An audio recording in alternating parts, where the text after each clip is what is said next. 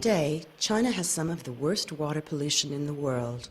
70% of the country's rivers, lakes, and reservoirs are now classified as polluted, and half of China's water is deemed unsafe for human contact. A major source of this pollution is the thousands of factories that now crowd China's riverbanks, producing clothes and textiles, electronics, and countless other consumer products. Toxic chemicals used by these factories are now turning up in China's food and drinking water, and studies are increasingly finding them in wildlife and in humans, sparking significant health concerns. 在这个对中国水污染的问题调查当中，我经过了5年多的时间，所看到中国有7大那个河流流域污染是相当严重的。我们现在很多的这个江河流域啊，已经很多污染已经渗透到很多的地下水，使当地的居民带来严重的影响。Over the past 12 months, Greenpeace has been investigating one source of this pollution, China's growing textile industry. Our investigation focused attention on 2 textile factories, the Youngor Garment Factory based on the Yangtze River Delta, and the Well Dyeing Company based on a tributary of the Pearl. Samples were taken from both factories' discharge pipes and local river sediments.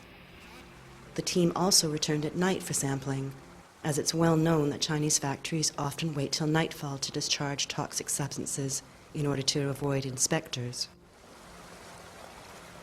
We also spoke to local people about what it's like to live and work near these factories. 能丢，人家来捕鱼嘞。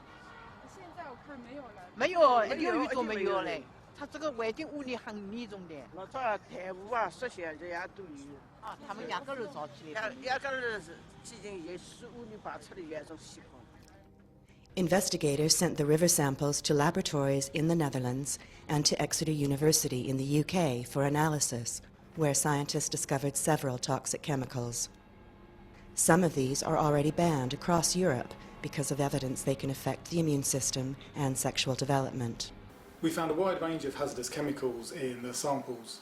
Amongst these were alkylphenols and perfluorinated chemicals. These chemicals have a range of toxic properties. Both these groups of chemicals are persistent, they don't break down in the environment, and in Europe, alkylphenols are no longer used in manufacturing processes. Greenpeace also investigated the paper trail of contracts to find out exactly which companies are doing business with these polluting Chinese suppliers.